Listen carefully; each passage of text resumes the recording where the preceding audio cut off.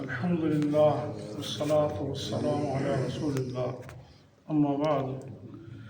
نبی کریم صلی اللہ علیہ وآلہ وسلم نے ایک نسخہ بتلایا ہے کہ اگر کسی کو جسم میں کسی بھی جگہ کوئی درد ہو، کسی بھی قسم کا ہو، سر میں درد ہے، پیٹ میں درد ہے، دانت میں درد ہے، کہیں بھی درد ہے، کوئی تکلیف ہے، اللہ کے نبی صلی اللہ علیہ وسلم نے ایک دعا بتلائی ہے، فرمایا اسے پڑھو، اللہ تبارک و تعالیٰ اسے شفا عطا فرما دے گا۔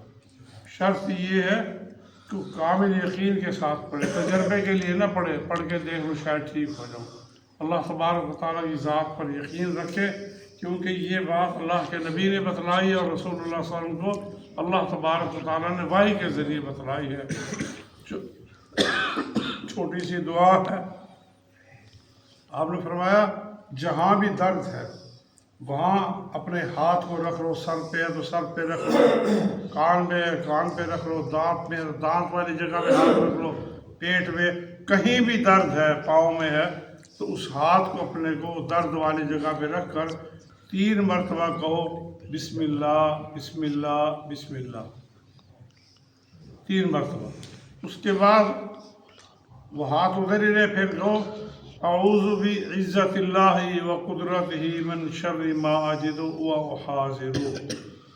ایک حدیث میں یہ لفظ ہے اور ایک میں اعوذ باللہ و قدرتہ من شر ما اجد و احاذر۔ ان کلمات کو 7 مرتبہ کہے، وہیں ہاتھ رکھے 3 مرتبہ بسم اللہ اور پھر 7 مرتبہ کہے اعوذ بعزت اللہ و قدرتہ من شر ما اجد و احاذر۔ کسی ڈاکٹر کے پاس، کسی معالج کے پاس ایسی بات نہیں ہے، یہ ایک ایسا روحانی علاج بتلایا رسول اللہ صلی اللہ علیہ وسلم نے۔ کیوں کہ جو بیماریاں روحانی اعتبار سے ہوتی ہے نا، وہ اوقات نظر نہیں ہے۔ مثال کے طور پہ نظر لگ جاتی ہے کسی کو، اب نظر کی MRI کوئی کر سکتا ہے ڈاکٹر، یا CT اسکین کر کے ایکس رے کر کے بتا سکتا ہے کہ اس کو نظر لگی ہوئی؟ ہرگز نہیں بتائے گا۔ لیکن کتنا سخت معاملہ، اللہ کے نبی نے کیا فرمایا صلی اللہ علیہ وسلم نے فرمایا نظر جو ہے اونٹ کو ہڈیاں میں پہنچا دیتی ہے اور انسان کو قبر میں اتار دیتی ہے۔